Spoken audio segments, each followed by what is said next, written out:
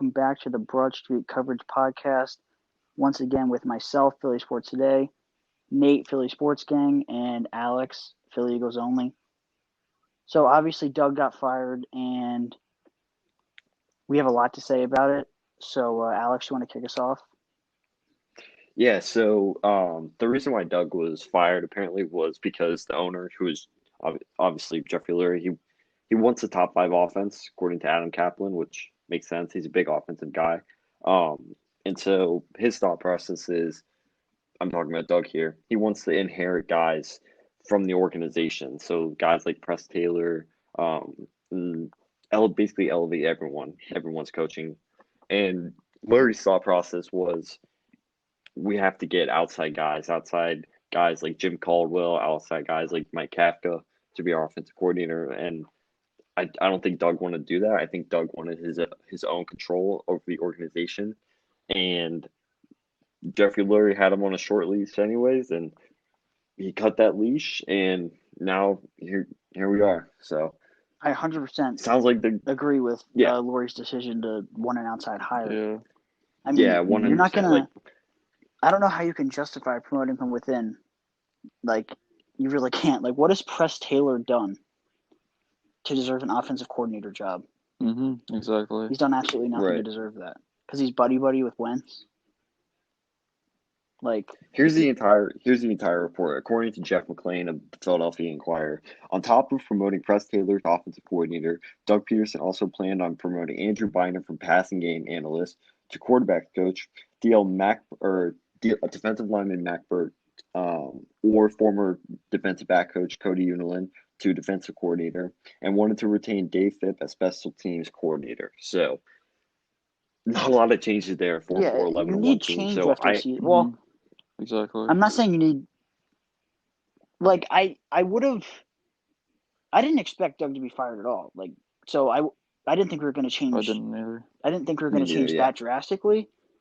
Because, like, typically after a coach wins a Super Bowl, makes the playoffs the next 2 years, typically guys like that don't get fired after 1 year. But, I mean, I think both parties were unhappy, and both parties were ready to move on. Like you said, Doug wanted to promote from within. He wanted more power over the organization, and it sounded like it wasn't really a firing. It sounded like they mutually parted ways. Yeah. And I know a lot of that's organizations say that when they fire somebody, said, but it sounds like I know a lot of organizations say that when they're firing somebody, but this sounds like this was actually the case, because the Eagles had every intention of keeping Doug Pederson before this, and now I think it's weird that there's a correlation between Press Taylor and being promoted to offensive coordinator to suddenly Doug's on the hot seat. You know what I mean?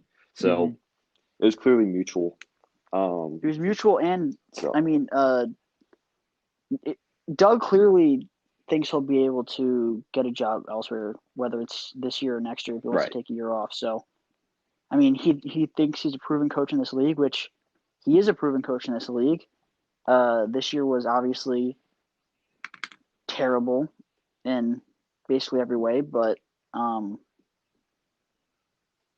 he's still proven in this league, and I still think somebody will give him a chance. So yeah, he definitely deserves a chance somewhere else. My biggest problem with Doug was the play calling and the scheme that he ran. I was never a big fan of the scheme. Even in 2017, I thought that some of his best games, or I'm sorry, he had some, in my opinion, I thought he did. I don't know what I'm saying, but in 2017, I thought he had a very overrated season. Like, just talking about like early on, I think that there's some parts where people didn't highlight like how bad the Giants and the Chiefs games were. Like, Wentz was literally our leading rusher versus the Chiefs. When you have LeGarrette Blount, and yeah, he was. So I feel like there is some spots to Doug that are extremely high, but at the same time, I feel like his best season is also an overrated season. I think that the talent was just so great on that team, and everything worked from top to bottom, that you couldn't really mess that season up, in my opinion. But I mean, that's kind of a hot take, but exactly, yeah. It was a dream season, and obviously replicating that in the NFL is extremely difficult. I mean, But after that Super Bowl win, I mean, I thought we had our coach for the next 10, 15 years. Like, Yep. maybe not 15, Yep. but you know what I mean. Like, after a guy wins a Super Bowl that early in his head coaching career, Second season. yeah, And Wentz too, even though Wentz didn't win the Super Bowl. yeah. Wentz was in his second season. After I something thought like that happens, you you know don't what I mean? expect them to be fired 3 years later. Right. Yep. So, I mean, obviously, it's a disappointment that that's how it ended up, but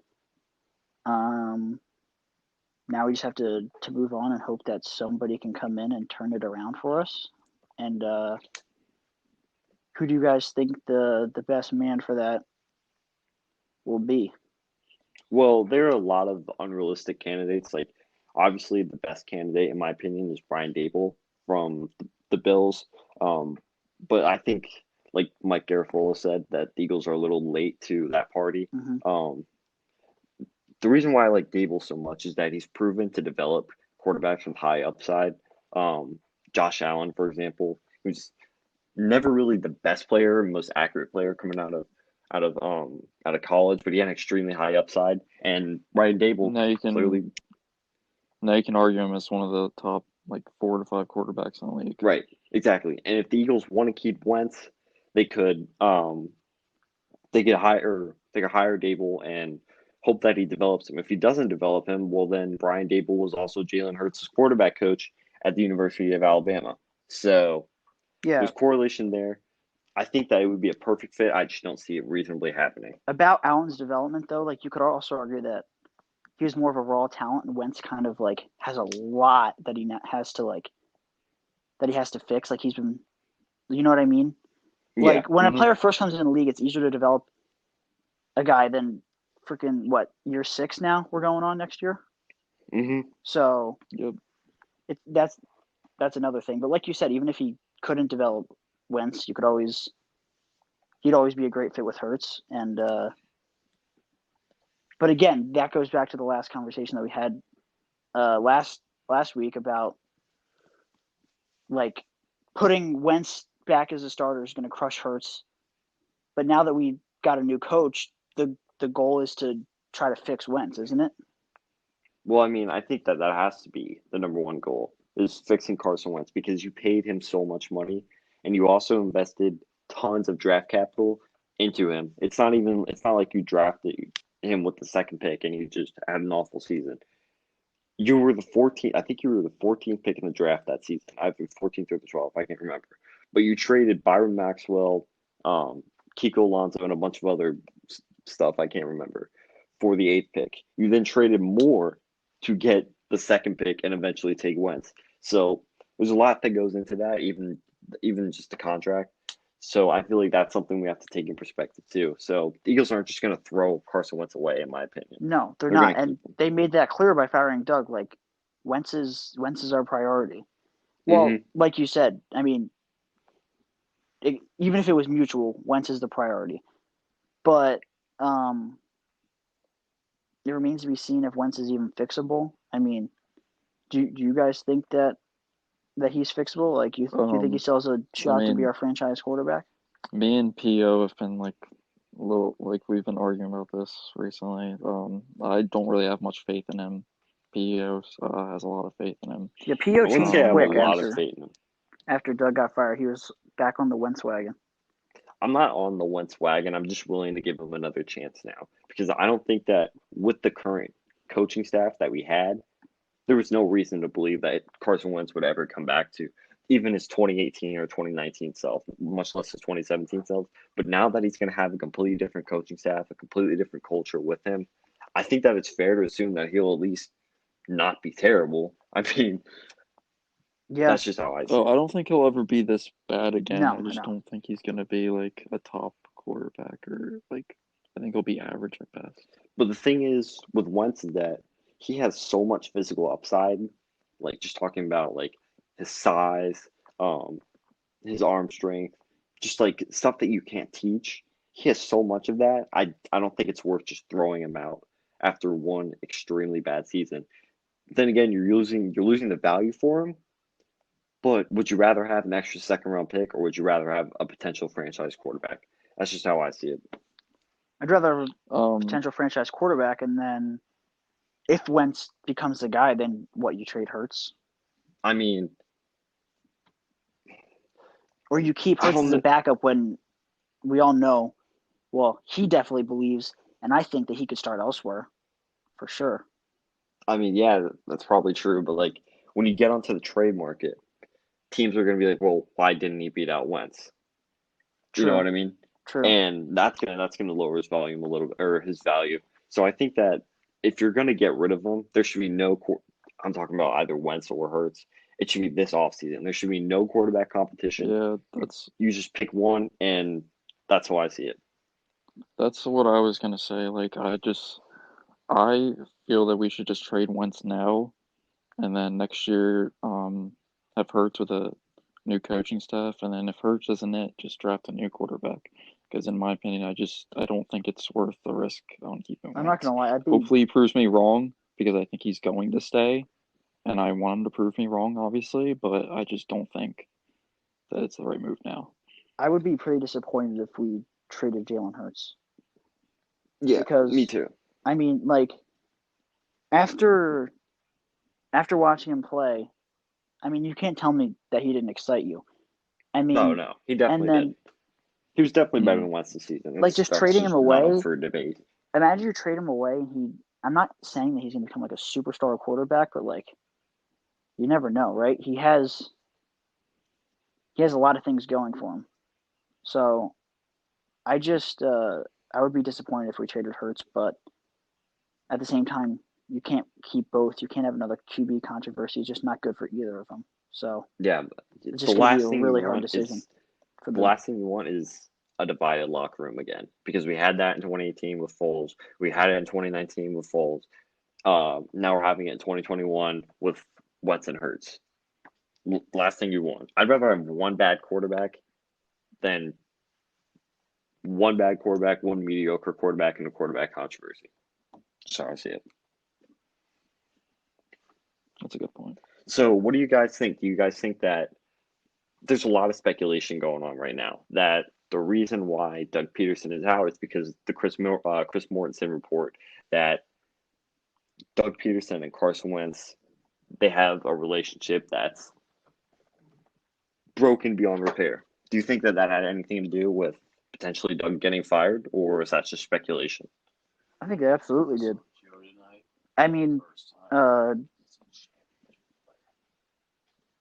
I got distracted. I heard something in the bathroom or the background. We'll cut this out. Okay. Yeah, sorry. No, it's fine. All right. You want me to just restart? What was I saying? I'll just restart. Ready? Restart. Say the same question again. Okay, yeah. I'll start at 14:15. 3, 2, 1, go.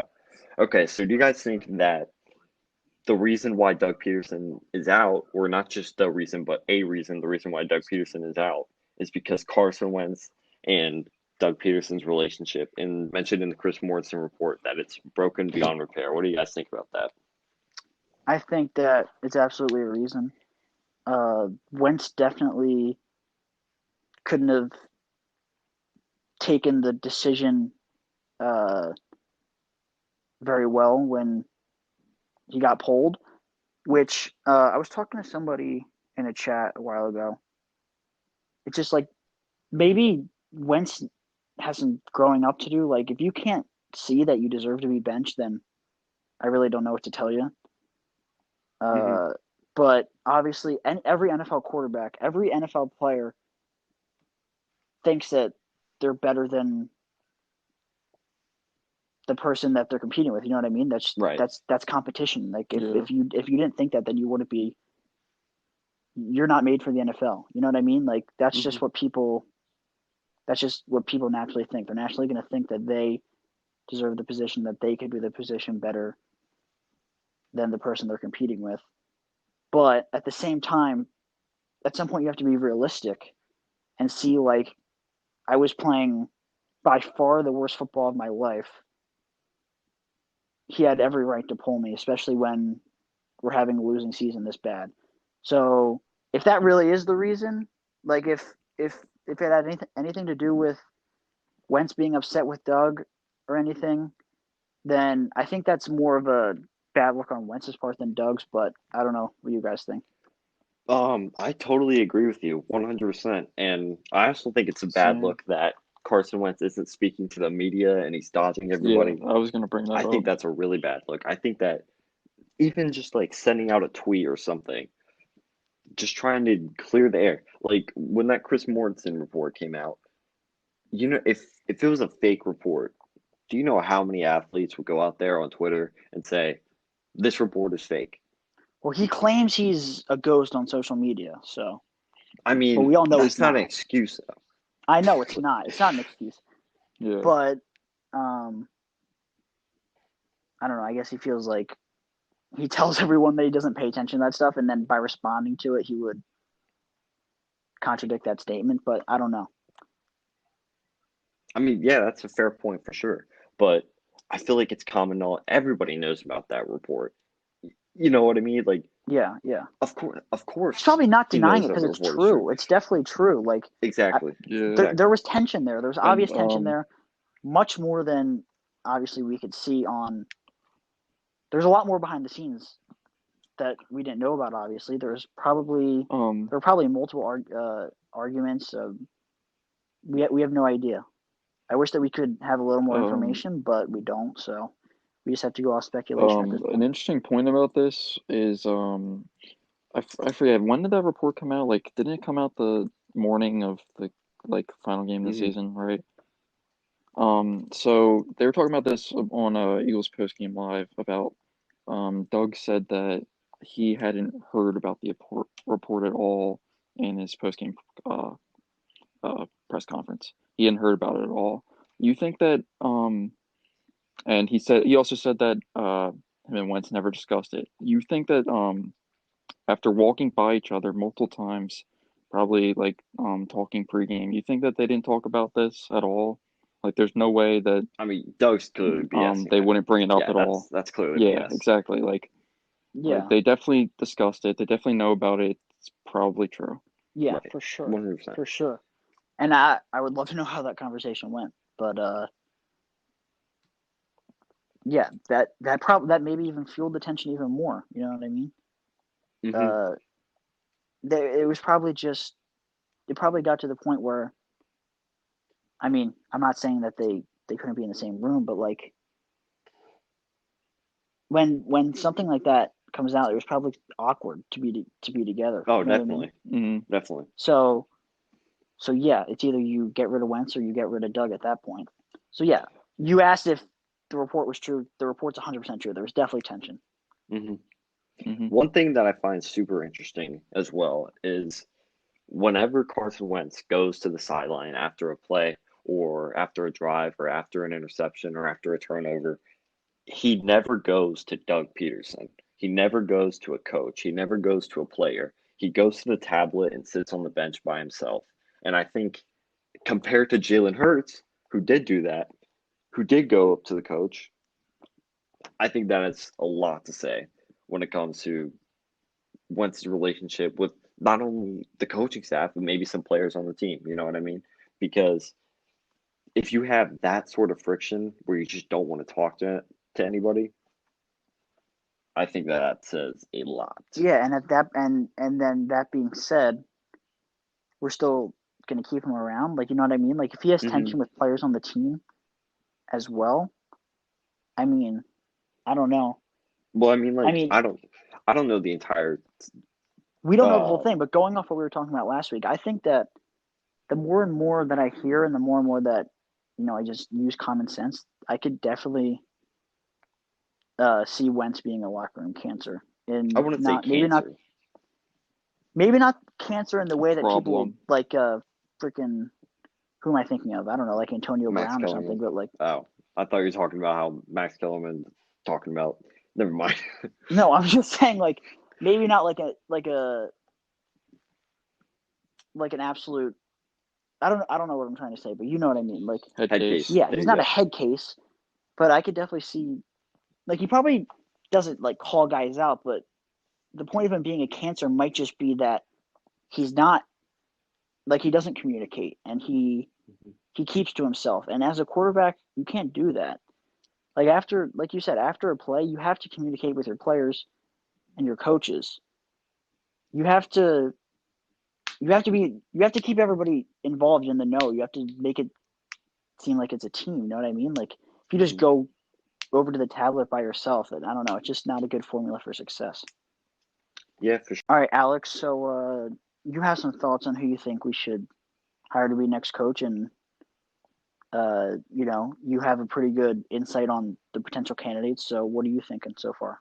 So I already said who I think we should hire, which is Brian Dable back earlier in the podcast. But the guy I think is most realistic in my opinion is Mike Kafka, the quarterback coach for the Kansas City Chiefs. Sorry, not Chiefs, obviously. But listen, he was drafted by the Eagles in 2010.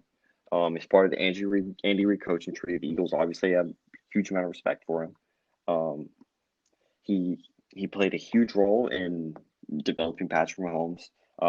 He's ready to call plays, according to just hearing other podcasts, and Adam Kaplan, I believe, reported that he believes that Kaplan's ready to call, or sorry, not Kaplan, that Kafka's ready to call plays.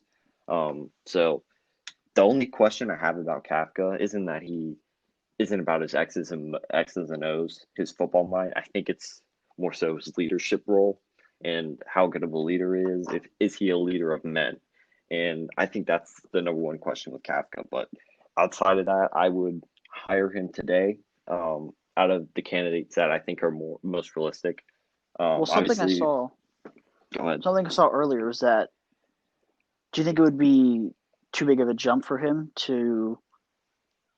Like, do you think that maybe he should be offensive coordinator first? I don't think so. Like that should be his next position instead of just head coach? I think that there isn't much that he can do at the offensive coordinator level that he hasn't shown that well, not that he can't do as coach, but that he hasn't proven that he can't do. You know what I mean? So like, that's just my opinion. I think. Go ahead. What I was gonna say was, well, I do like Kafka, and I agree with like a lot of what you're saying. But what are your thoughts on Robert Saleh? I think that's how you pronounce his name. Seems like he's probably gonna be the Jets coach, but he's also tied to the Eagles. What would your thoughts be on Well, the thought process of hiring Saleh was that you could not only he's a leader of men, he's a great defensive line, but also he would bring Mike LaFleur, the 49ers passing game coordinator, to Philadelphia. And while that would be great, the thing is, Mike LaFleur is such a high quality name that he'd probably get a head coaching job in 2 to 3 seasons. So I would be a big fan of Saleh in the short term, and I think that he would do a great job at keeping the culture at a high level, and he'd definitely improve the defense, and he'd bring in big names for the coaching staff. But would he fix Carson Wentz? I'm not too sure about that. He'd probably have to rely on someone else to do that. Yeah, that's a good point. Also, too, how will he improve the offense in general? I just don't see that happening. But I would be a big fan of Saleh for sure. Last thing, Lincoln Riley is a pipe dream, in my opinion. What do you guys think? I was just saying, I think he's definitely a pipe dream because it's kind of similar to, this was before the Sixers had a little more stability, but it's kind of similar to trying to lure Jay Wright from Nova in a sense that, like, definitely really comparable. There's so much job security at Oklahoma, and there's just way better opportunities for him in the NFL. Sorry, I was thinking Jay Wright. Jay Wright's obviously a much more accomplished coach, and he's a much more prestigious name. But I'm just saying it's similar in the sense that why would you leave a stable program where your job security is almost guaranteed for a dysfunctional franchise with a quarterback controversy, right? And negative cap, and you just a bunch of bad. Also, too, the lack of power in the organization. Yeah, not being able to. I think that he would be better off if he were to take a head coach's job. I think he'd be better off somewhere else, and I think he wouldn't I don't think he would really consider here. Obviously, he has a good relationship with Hurts, but It's not again, just Hurts too. Apparently, he has a really good relationship with Howie. That's why that the Eagles do have interest in him. Yeah, I heard that, but I still just think that it's too much of a risk. Yeah. Because say you get fired from this job in 3 years because the team's underperforming, then what? You know what I mean? Yeah. Then you start as the coordinator somewhere else, or you go back to college. It's just you're starting over. So I don't know. I feel like I would go to a place that's like closer to winning, like maybe like the Chargers. Right. So I don't know. That's my thought. Those are my thoughts. Yeah, on definitely Lincoln makes Riley. sense. So now transitioning to Sixers, we've added a new member who is making his first appearance. It's Nick at 76.nation on Instagram. Yo. And basically, we're just going to start out by talking about what happened tonight. The Sixers played a shorthanded Heat team. The Sixers were also shorthanded, but we did have our two best players. And that one of those players was just absolutely pathetic tonight, showing no drive to want to score the basketball. Honestly, just out of control on his drives. It was embarrassing to watch. Him fouling out was a blessing in disguise, honestly. It really was. Like when he was running the offense, it was pathetic. And I will give him. I mean, I don't want to give him the benefit of the doubt, but like, you know, those lineups the players that he had around him when he was in, like, that's not a recipe for success when you have Ben Simmons. You can't surround him with like Maxey, Dwight Howard. I mean, Mike Scott's a capable shooter, and Danny Green was on, but like, still, you know what I mean? Like, especially Ben Dwight. and Dwight. That's just a terrible pairing right there. But it has worked it's worked the rest of the season when you've had other guys in there with them, like Shake Milton. Yeah, like whenever we get in transition, it works. Like typically when you have Ben in like a center that can't really shoot but can run the floor like Dwight, or like in the past Rashawn Holmes, it has worked at times. But like in a half court offense, No, it just and he got like this was some of the worst I've seen from Ben, and I think the lack of the spacing that we did have tonight played a factor. Like, I mean, you're willing to concede a 3 to Mike Scott. Well, I mean, he was he shot like, I know he shot a decent percentage Mike's tonight, been but struggling this season. did he not? No, I thought he he was did like not, 4 for 11 or something. 4 for 10. That's like 40. I'm gonna look it up real quick, but That's pretty good. he's been struggling this year, and I thought he might have shot like 40%, but I could be wrong. And then Danny Green started off on fire. I think that was Isaiah Joe. Oh, maybe. You were thinking of. Green was on fire, and then he ended up shooting like 9 for 25. Go ahead, Nick. That offense can work with him, but like, for example, when he ran to the foul line full steam and just stopped and just waited for someone to come when he had a wide open mid-range, like, that offense can work if he just shoots a mid-range. Doesn't need to go in, but it makes the defense respect it, and that'll get more shooters open. Yeah. Back to Mike, he was 6 for 16. Okay, 4 for well, 12 I guess from 3. Not as good as I thought, but still. Capable, yeah. Capable is a good word. He's a capable 3-point shooter. And then I can't remember the exact lineup we had with Ben, but I don't know. It just wasn't cutting it. He wasn't playing well at all tonight. And even defensively, Duncan think Robinson was torching him. Yeah, I just don't think it's just watching regression on offense. It's just really discouraging. Yeah. My thing with Ben is, like, I've always been defensive of him, and I don't think like a lot of people in the community realize like how good he is at creating for others and on defense. But this year, like, he always does start the year off slow, but I'm starting to get worried because he just has not looked good at all offensively and getting to the rim. Like, I just don't understand why he won't shoot like little mid ranges. Did you guys see how much space he was getting? Like, he shot 2 real today. threes this like year. they were back. They were like, I'm pretty sure. I think Olynyk was guarding her at one point. I don't remember. But like maybe he got switched onto him. Yeah. But he was literally like behind the free throw line. Ben was beyond the 3-point line. He wasn't even looking at the rim. He was not even looking at the rim. Like, you can't have that with your primary ball handler. You just can't have that. And when he does get to the rim, he's just progressively gotten worse at finishing. One thing that bothers me about it's worked with I obviously, like I said, it was magnified tonight because we didn't have Curry and Tobias, who have been knockdown shooters, both of them this year. Tobias in basically all the games but one where he struggled, and Curry in all of them. So when you're missing that production and you're missing that, I guess, security blanket to pass out to, it's hard. It's a lot harder to, I guess your flaws are magnified a lot more. But one thing with Ben is, like, I don't understand why he won't shoot, because you look at RJ Barrett and he's like 9 for like 50 from 3 on the season. And if you take away like one of his games where he made like 7 threes, he's like 2 for 40. Like, that right there is why I don't understand why he won't shoot at least a 3 a game. And I didn't really have much of a problem with it until now, because we just keep getting promised it and we're not getting it. It is, and but it's hurting the team overall. It's also a shame that this whole COVID thing happened, because our offense was looking pretty fluid when we were fully healthy. Like, Ben, we could get away with Ben only scoring like 10 points. Like, I thought that his average was going to go up this year. It's going to go down. What did he average last year? Close to 17? Like 16. 16.6 or something like that? Yeah. And then the year before, he averaged more, I believe.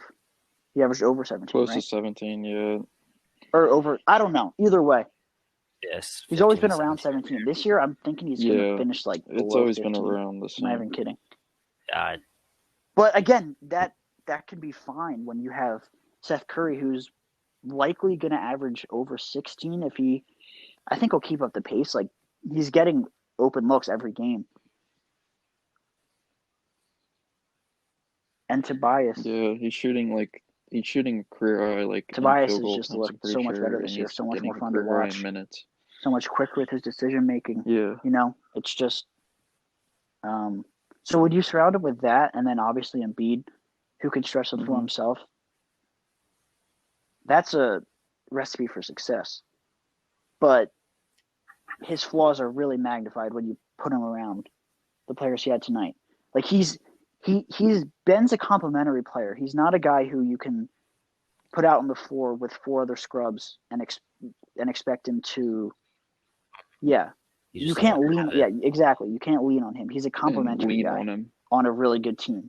Talking about Joel Embiid tonight, this is the Joel Embiid that I was expecting and hoped for this year. I was really critical of Joel last year because defensively and even offensively some nights he was just really lazy. He'd take bad shots. He was not defending the rim well. And now this season we're getting back the Joel that was active on both ends and just flat out carrying the team on most nights. Like, besides the the 2-game stretch or whatever, like before our whole team went down, he was just flat out carrying us, and now he did again tonight. 20 points in the third quarter, game tying shot to send to OT, and then I forget how many points he had in OT. He was just unbelievable was really tonight. happy with how he played tonight. Like, it's rare where I think that every shot he takes is going to go in, but that's what I was feeling like after that third quarter, especially. He thought that too. He was 8 for 8 in the third. 3. Oh yeah, I thought that one was going to go in. He was like 8 for 8 in the third quarter. Every time he was feeling himself. Yeah, I think if he's playing like an MVP candidate right now, I mean, he's going to have his nights where he's a little bit off because naturally that's going to happen. But yeah, we couldn't really ask for much more right now. Yeah, happens to everyone. As of now, I'd probably say he's like second in. Yeah, he's up there, but Curry's had his. I'd say second. Curry's had his stinkers Curry too. Right now. You maybe say LeBron's said, yeah. there too. Curry struggled last Really? game, Well, but I'm watching the game well, right yeah. I now. mean, Actually, if and he's he's playing really well, I think. Jeez, Curry if, shot So 2 for yeah, 16 last game. yeah, Curry had a yeah, I'd rough have game. him one If and then he's up Joel there in too. MVP, that's all we can really ask for. Yeah, You know, at that point, it's up to the voters. But if you're in the MVP conversation, then you're doing something right. Yeah. So I think that once we get healthy again and get Curry back, who's like literally perfect for Embiid, I think we'll be fine again.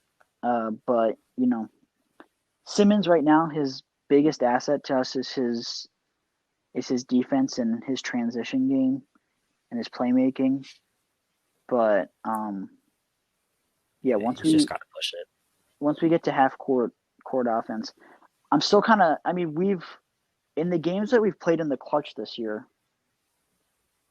we've done well. But I'd like to see how we play in the clutch against an actual playoff team. You know what I mean? Like I'd like a close game against a fully healthy Celtics team. Yeah, I don't know how many times that shot's going in for that. Joel. Like, it was a good shot, but it's not a high percentage one that he can get. You mean the last one? Yeah, the send it to overtime. Well, yeah. I mean, at that point, there's not really much more you can do. I mean, you could have taken it to the rim, but he probably would have lost control of his handle, to be honest. I think that was the best shot for right there. But in a different scenario, I mean, I don't know if we can say that we trust Tobias yet. I still have to see more, but you know, we have two other guys that I would trust to take that shot. I would definitely trust Curry to take that shot. So, I'm interested to see how we do down the stretch.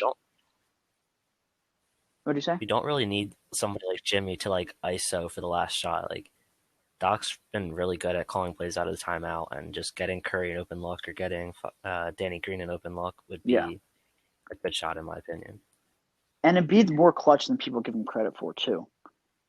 Like, he has I'm pretty sure he's the highest clutch percentage in the league, like the shooting percentage in the league. With his... I mean, I think that the clutch thing is the clutch versus what they define as clutch time is a little bit like more extended than it should be. I'm talking about like last 2 minutes. They do like what, last 5, right, or last 4, in between a 5-point game or something. I'd agree with that. We'll be talking about just the NBA season in general and how we think it's kind of a joke. Nate, you had something you wanted to say about that? It's ridiculous to me how entire rosters have just been decimated by so-called contact tracing. Like the Sixers and the Celtics and the Heat and multiple other teams have just missed most of their top guys simply because the NBA says that they were in close contact with someone who tested positive. Like, obviously, an entire roster's in close contact with someone who tested positive. Like, you're practicing with that person, and you're on the bus with that person, you're on the plane with that person. And it's just ridiculous to me how they rule these players out for multiple days, and they're still testing negative, and they don't have the virus, and they're just quarantining and not playing basketball games. And it's also ridiculous how the Sixers had to play a game with 7 players because it was on NBA TV, and they basically said, "Oh, well, if you don't have 8 players on the bench, you forfeit." Well, when Boston needs so Mike to get a postponed, they get 3 games only had postponed. 7. The contact tracing. Yeah. No. And I'm not saying that they postponed too. We're not saying that they shouldn't have those games postponed. It's just we should have had ours. It's just also. Yeah. I just think the NBA it's in a really tough spot right now. Like, what can you do? Like, you can't have another season going to October. So you can't keep postponing. Take a week off and try to reset everything. I just feel like it's going to keep happening though. Like, I just feel like the NBA is in for a world I think it's trouble. because it's the holidays and people are seeing their family and spreading from that. Yeah, that's a good point. I'm not too worried about it, honestly. Nobody tonight they have the new protocols, and it kind of sucks for the players that they're not allowed to leave their house. No one's gonna listen to it, but hopefully it improves things. I just hope I feel like they're gonna keep that around. Contact tracing. They're gonna keep the contract contact tracing thing because they want to be as safe as like I'm possible. not really too worried about it. I It agree doesn't that make sense though. it doesn't make sense. But There like, was literally, Yeah. I just hope it's more there clear, was literally a video of and it's not Embiid like I hope touching that like Seth Go ahead. Curry, like giving him a high five after a free throw, and then touching his face multiple times, and somehow he was cleared to play the next game.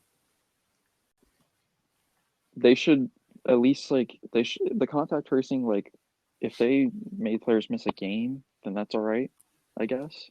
But like the fact that players have to miss like 4 games or so Yeah, we're not because doctors, of but contact 7 tracing, days even seems though they don't have excessive. the virus, yeah, it just for makes sure. no sense to me. I just think I just hope that we can get to the playoffs with minimal,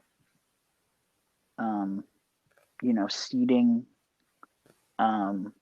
shifts because of COVID. Like I hope that the seeding is what it is because of how the team played, not because of players being injured or players being out because of COVID. Games could be the difference between playing the Magic in the first round or playing the think it Nets in was the a fair first round. Exactly. honestly. That's what I'm trying to say. Like that's why, like if we miss out on the top 2 or 3 seed Yeah. because of 2 games, I'm gonna be really mad because, like, if you play the Magic in the first round, that's a win. If you play the Nets in the first round, we don't really know. But I'm saying, yeah. So It's going to be a really, really tough series. no, it would be especially for it would the be a Sixers. difficult- Honestly, I don't think they match up well versus the Nets from what we saw. well. That was kind of a fluky game in my opinion. But even still. without KD and It was the Kyrie, 5th game in from 7 what we saw days. versus Everybody them, seemed I really tired. I agree with that. I just think that He's really active on the offensive I agree with boards that. too. I just think That's Jared what Embiid Allen. struggles against. I really like his against defense on against Joel, centers who are and active on the like it Chris really Silva affect- tonight. yeah, How many offensive rebounds did he get? Yeah, Like 10. Jesus, like you can't be letting Chris Silva get yeah. Chris Silva probably that a lot many of offensive energy. rebounds. I mean, but that's what Dwight does to other teams. So Yeah, Chris Silva had. I thought it would be 5 more. That's so offensive boards crazy. tonight in 16 5 minutes. offensive rebounds. And yeah, Joel does struggle with those active, quicker centers who can get to the offensive glass. So yeah, I don't love the Nets matchup, especially because, I mean, when somebody gets an offensive rebound, the defense collapses, and you can kick out to Kyrie or KD or Karis LeVert, whoever. Joe Harris. So yeah, Joe Harris, who absolutely killed us. So Mm-hmm. yeah, if we have to, I feel like We just gotta hope that our best bet would be just gotta somehow hope that playing the that Bucks doesn't happen. instead. I mean, I'm not saying that the Because it Bucks is. are like I think that we match up pretty well with the Bucks. Joel does all right with Giannis, but I'm saying I Well, would rather we play still have them to play than them, Brooklyn. Oh. but yeah, I would agree. yeah, definitely. So Especially with Giannis in the playoffs. so if we have to play Brooklyn in the first round, obviously that's going to be that's not going to be ideal, especially if it's decided by exactly. So the bottom line is A 1 The to 2 game NBA difference. we're not really huge fans of how they've been handling the situation, but it is a tough situation. So this is something that's never been seen before. So we got anything else or? Mm-hmm. All right, guys. That's episode 2 of Broad Street I think that Coverage. covers it. Thanks for listening, and we'll see you next time.